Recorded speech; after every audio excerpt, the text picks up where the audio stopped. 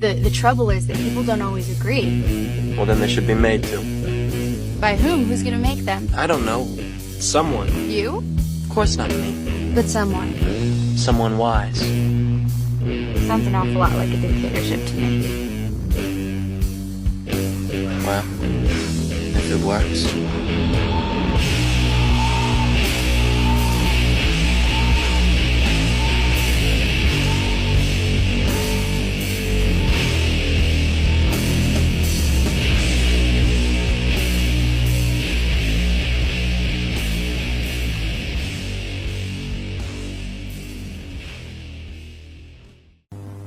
Okay, let's talk about Scorpio. I'll be honest up front, seeing as you people love honesty so much, I don't want to make a Scorpio video. I'll be ultra honest, seeing as you'll love honesty so much, I don't really like Scorpios. I can give you an astrological explanation for that. I'm a Gemini. Scorpio is literally in conjunct Gemini at an odd angle. And Scorpio and Gemini share nothing in common, right? Like they don't share the same half of the wheel, the same sect, day or night. They don't share a sign, an element. They don't share, but Scorpio is obviously intensely water. Gemini is very air. They don't share a modality because Scorpio is so fixed and Gemini is so mutable. So when it comes to understanding each other, it's difficult to say the least. I often describe Gemini as the world's best bullshitter, and I'll describe Scorpio as the world's best detective, the world's best investigative journalist. And as such, the two don't seem to tend to go hand in hand. Regardless, let's start with the glyph. It's an M. It's an M just like Virgo, separated obviously by Libra. This part of the wheel that I'm constantly reminding you is the sluttiest part of the wheel. Just like Virgo, the M represents matter, represents motherhood, represents the maternal womb, if you like, existence itself. Difficult thing to understand. But in Virgo's case, it's got this submissive tail, this shy and timid tail tucked between its legs. In Scorpio's case, it has this big, bold, aggressive, it's penis. It's a phallus, is what it is. It's a stinger of a scorpion, sure, but it's a masculine, aggressive phallus. Now, Scorpio is a feminine sign, and we can already see how these archetypes may come into conflict with each other, even within the sign of Scorpio. One thing to understand, one key and crucial thing to understand with regards to the zodiac is that every sign of the zodiac addresses a problem created by the sign before. For example, Taurus is known for being very stable and very fixed because it is addressing the impulsivity and recklessness of Aries. Gemini is known for being so schizo and all over the place because it is addressing the boredom, quite frankly, that comes about in Taurus. And if we really want to understand Scorpio and the sign and what it means, we actually have to look at Libra. We actually have to look at the midpoint of the year where everything is balanced and everything is equal. Superficially, not really. And that bullshit superficiality can only hold so long until it gives way under pressure to disequilibrium again, to disharmony again, to darkness and to the depths again. Shaniqua will tell you that all Scorpios are obsessed with sex and death and power and leverage and secrets and the hidden depths of human psychology. And that is kind of true. But it's better to think that Scorpio is what happens when the balance of Libra breaks.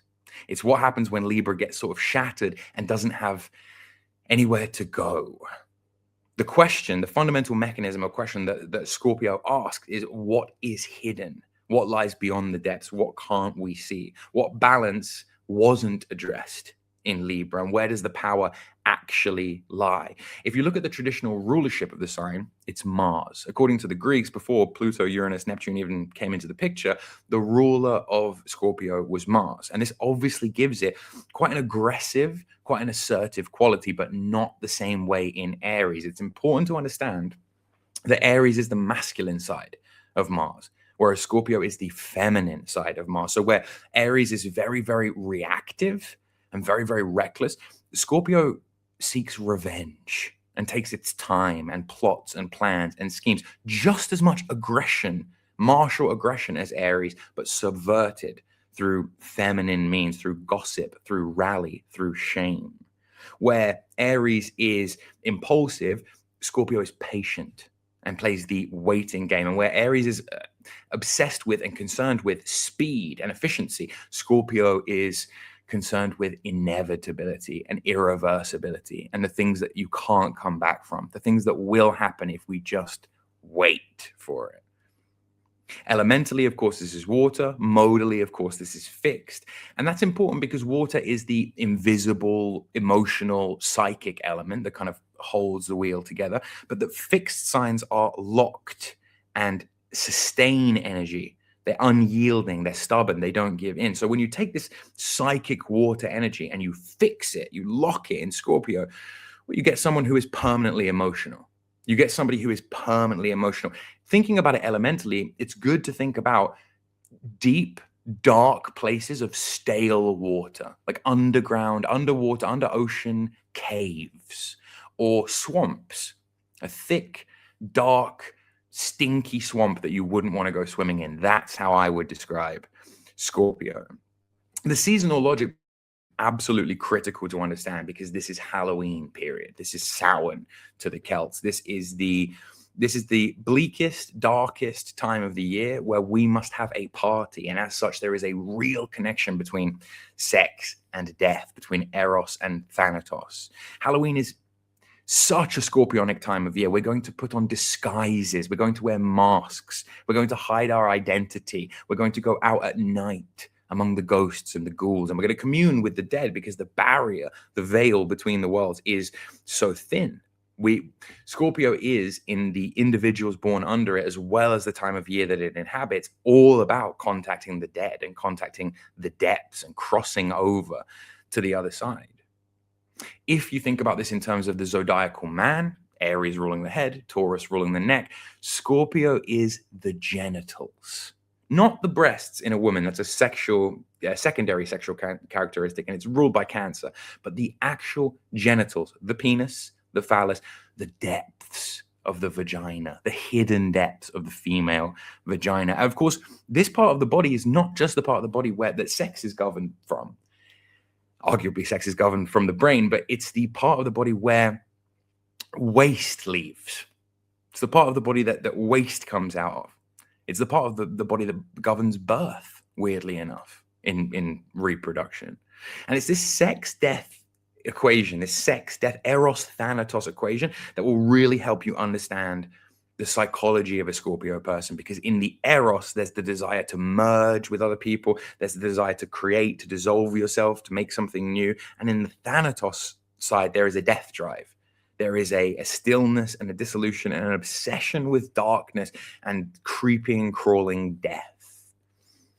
The French refer to the orgasm as le petit mort, or the little death, presumably because it is, in a way, a rehearsal for death. When you orgasm, you sort of lose consciousness, at least ego consciousness. You do sort of have an ego death for a bit. This is very scorpionic, just in and of itself. And these are people, to extend that out, who love control, not just sexual control, but any type of control. They love to know everything. They love to have all the information, and they love to have leverage on you.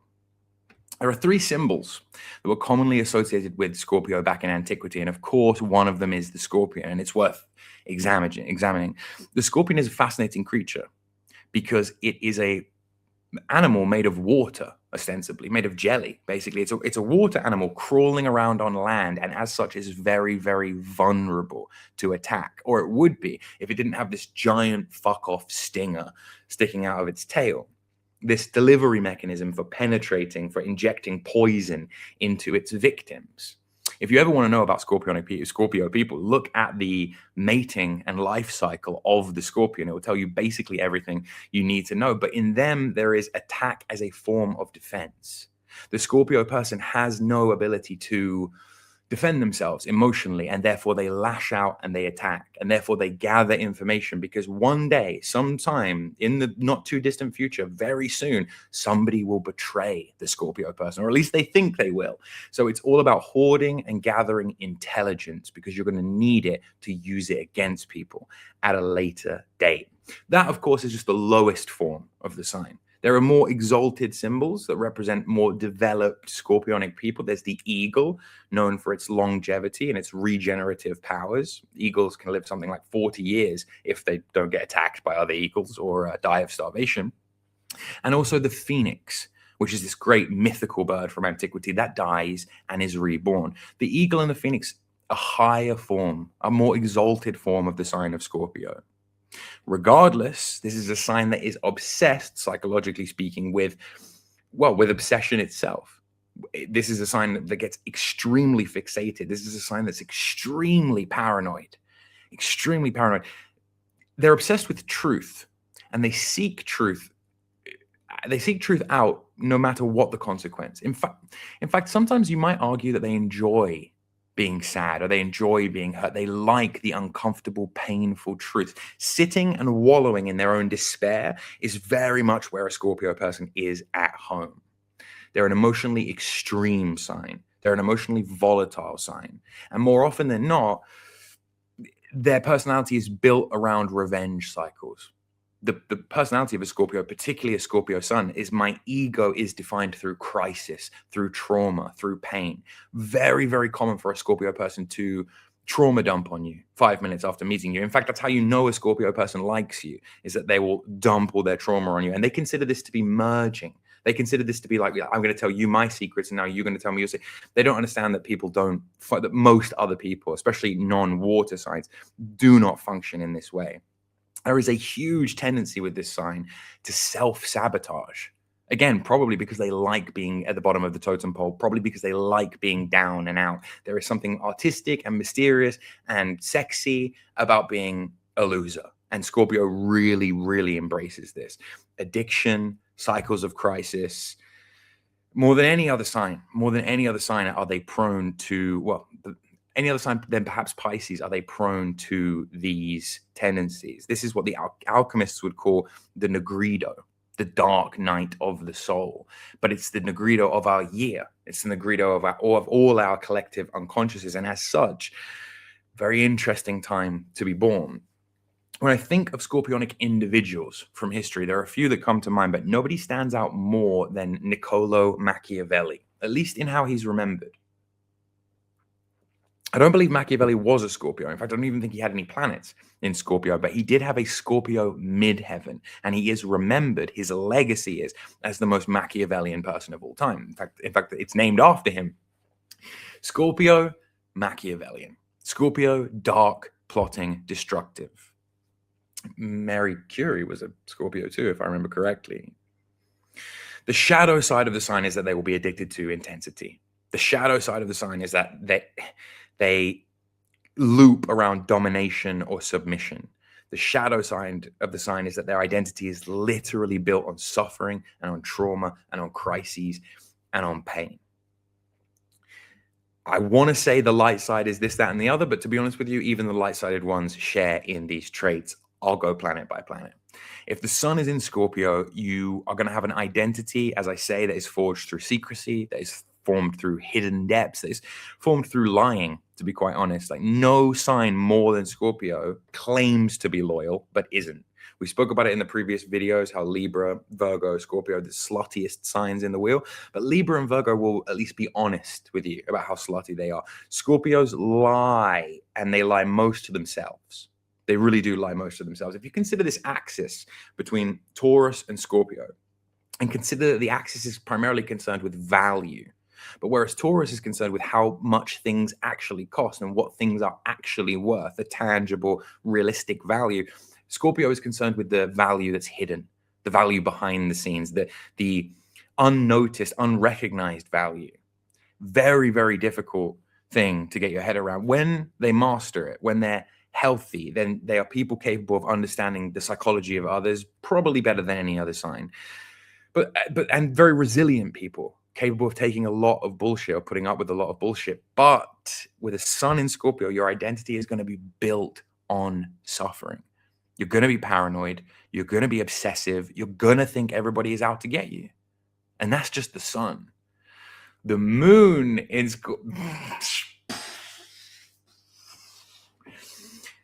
I'm going to be honest. If your moon is in Scorpio, don't get at me for a reading. I don't want you as a client.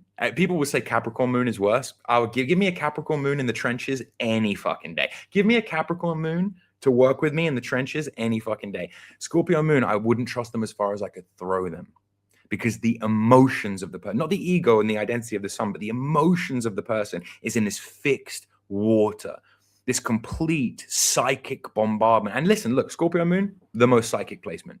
The most psychic placement. People with Scorpio moon have the most intuitive, tapped in dreams that you could possibly imagine. But my God, do they think everybody is out to get them? My God, do they think everybody is out to betray them? Everybody is scheming against them.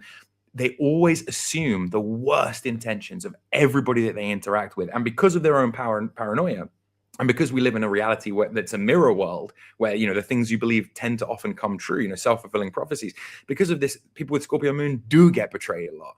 It's almost like they set themselves up for defeat. They feel everything to the nth degree, to the absolute bottom depths of it, whatever it is. And as such, a Scorpio moon is going to give you an incredible emotional memory, an almost permanent elephantine emotional memory. You will remember that nasty comment that somebody said to you back in 2006 as an offhanded, passing remark that they made. You will remember it, and you've probably got it written down in a notepad somewhere, and you've probably got a list of ways that you're going to exact revenge underneath it. If a Scorpio moon is healthy, then they'll be very emotionally loyal. They will be very emotionally loyal. And then they'll be a very, very good emotional healer, capable of transforming other people through their emotions. But more often than not, jealous, paranoid, emotional retards, incapable of controlling their own emotions, and a real inability to release what's going on inside of them. Very tense, very pent-up people. It's extremely rare to meet a well-adjusted, attuned Scorpio who is actually capable of getting it out. And when it's a Scorpio moon, good luck. You're on your own. As for Mercury, that's a totally different ball game. Of course, Mercury, the planet of the rational mind, right? Mercury, your thought, your communication, your style of speech. Of course, Mercury wants to be in such a diabolical, Machiavellian, scheming, plotting, planning sign. It's great for those people, especially those people who are Virgos or Sagittariuses who have the Mercury in Scorpio, because it really, really does. It makes for somebody who is obsessively concerned in their rational mind with finding out the truth. It makes for a great interrogator or investigator or detective. It makes for a great occultist, quite frankly, because it puts your mind in the depths, which is really what Scorpio is. And of course, if you have a Mercury in Scorpio, masterful insights into human psychology. Really, when people speak, you actually hear what they mean, not what they said. It's a gift, quite frankly, to have Mercury in Scorpio. But by God, are you guys manipulative and suspicious of everyone and love to weaponize information? Love to weaponize information that people give to you, usually because of the way you are in secret. Venus in Scorpio is an absolutely horrific car crash of a placement. I know a couple of dudes with Venus in Scorpio who are very loyal and committed to their wives, but it's an obsessive loyalty. It's an absolute obsessive, deep, devoted loyalty that, if you are an air sign person, is actually quite unattractive, is actually quite repulsive, frankly.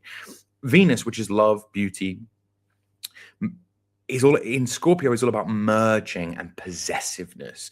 Someone with Scorpio Venus wants to own you and wants you to own them.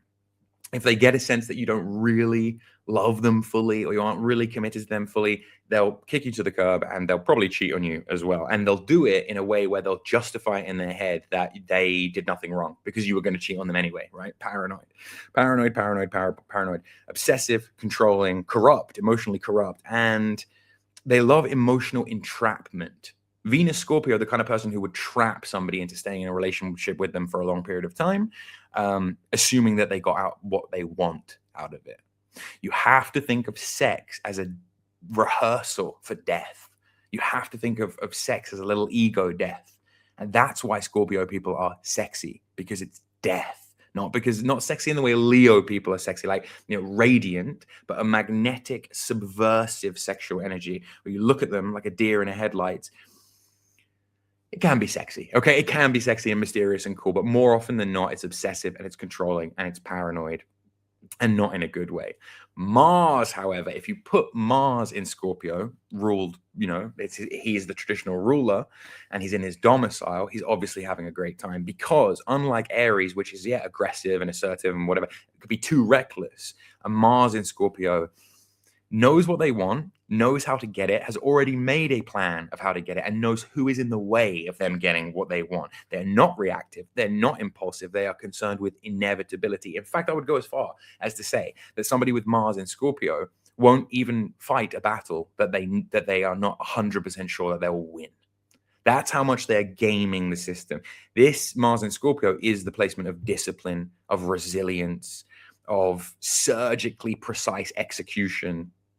But of course, again, it's a Scorpio placement, so it's going to come with a fair bit of corruption, a fair bit of revenge, and a fair bit of calculated harm. How can I do the most sadistic, masochistic placement in a weird way? Right? How much harm can I do to others? I think Machiavelli said, if you're going to hurt your enemy, hurt him so bad that he can't get up again.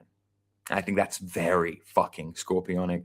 Jupiter means that you grow and you expand under pressure, under crisis, under Scorpionic energy. And it also means that your belief systems will be tied to Scorpio in some deep and profound way. There's a lot of wisdom through darkness. There's a lot of abundance through darkness with Jupiter in Scorpio, and a fantastic occult understanding, in my experience, when people have that placement. But of course, Jupiter being expansion and Jupiter being excesses and Scorpio being extreme, it doesn't always go well. Jupiter in Scorpio can be addicted to intensity in a way. Saturn Scorpio is an absolute car crash. Often these people are extremely controlling, extremely death aware, extremely neurotic almost. And there's a sense with Saturn in Scorpio that control trumps instinct. They'll feel some type of way about it, but they won't act on it. If it's healthy, Saturn in Scorpio, that's a mastery of fear. That's a mastery of the darkness. That's a mastery of the depths. But as we know, Saturn is a great teacher.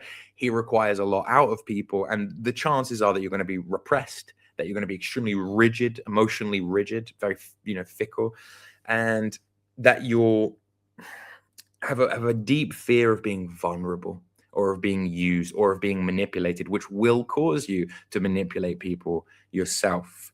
I won't dwell too much on Uranus, Neptune, and Pluto, other than to say Pluto is, of course, at home in Scorpio, and that Neptune is not something that I want to see anywhere, especially not in Scorpio. But to summarize, the mechanism behind the sign is one of pressure, is one of breaking the balance and breaking the harmony of Libra. The Scorpio people are obsessed with truth, obsessed with finding out the sordid, horrible, painful truth. They don't like lies. They don't like sugarcoating, to the point where sometimes they remove their own rose-colored spectacles and tell themselves that it's 10 times worse than it actually is. You almost have to say that a Scorpio person enjoys the doom and the gloom. Yes, it's sexy. Yes, it's the genitals, but it's also the anus. It's also where the shit comes out from. It's also the nastiest, foulest, dirtiest part of the human body. And I make no bones about it. It's the same in the wheel. It's the nastiest, dirtiest part of the wheel. I think that just about covers it in terms of positive traits and negative traits.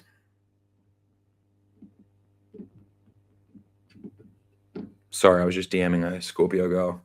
When positive, which it rarely is, then yes, you're looking at someone who's very deep and very emotional and very tapped in and borderline psychic and capable of understanding, human psychology better than anybody else. You're looking at a master criminologist, or perhaps even a master criminal, depending on how the Scorpio placements are aspected. These are loyal, strategic, laser-focused people who know everything, silently observe everything to get what they want.